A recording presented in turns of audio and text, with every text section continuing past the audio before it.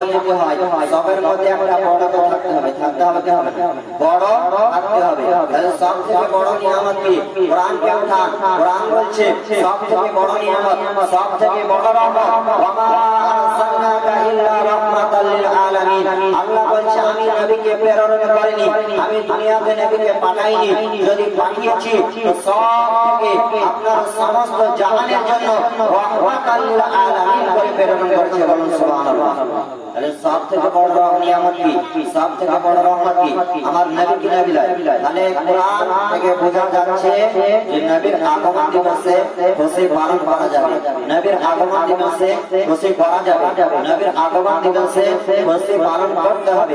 হযরত আবু বকর সিদ্দিক আপনার নবীর সাহাবীগণ, যিনি নবীর সাহাবী ছিলেন আবু বকর সিদ্দিক, আবু বকর সিদ্দিক বলছেন সমগ্র দুনিয়ার মানুষ জেনারা তোমরা দুনিয়ার মানুষ যদি ঈদে মিলাদুন নবীতে যদি 12 রবিউল আউয়ালে কোনো ব্যক্তি 1 টাকা 1 পয়সা 1 দিরহাম যদি খরচা করে তো আমি আবু বকর সেই ব্যক্তিকে জান্নাতে নিয়ে যাব। বলো সুবহানাল্লাহ।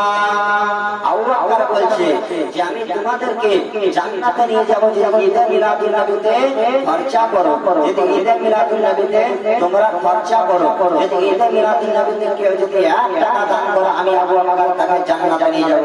সুবহানাল্লাহ।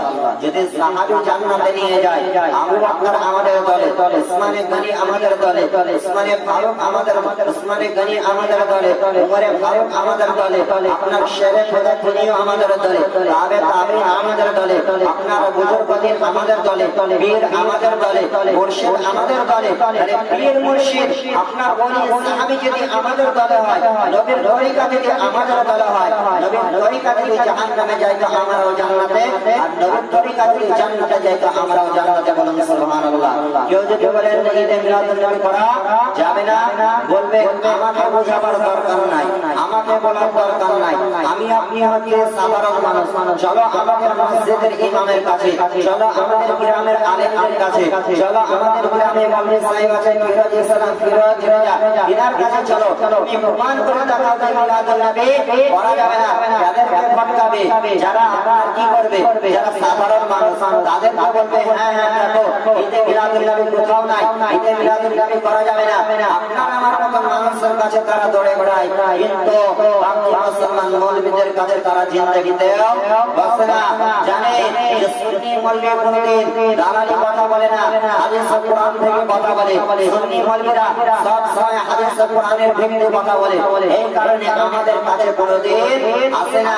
তারা আপনার বাতিল ফিরকার মানুষ কি করে, আপনার আশেপাশে দৌড়ে বেড়ায়, আপনার আশেপাশে মানুষদেরকে বোঝায় যে তোমরা এসব করিয়ে না।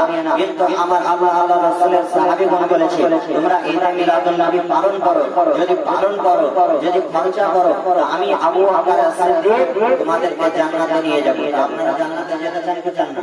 চান কি চান না? জান্নাতে যেতে চান। তাহলে আবু বকর সিদ্দিক যদি বলে আমি জান্নাতে নিয়ে যাব, তাহলে আপনাদের আমার পালন করতে অসুবিধা আছে? অসুবিধা আছে নাই। তাহলে প্যারে মুসলমান আমাদের ঈদে মিলাদুন নবী পালন করতে রাখবো। আল্লাহুম্মা সাল্লি আলা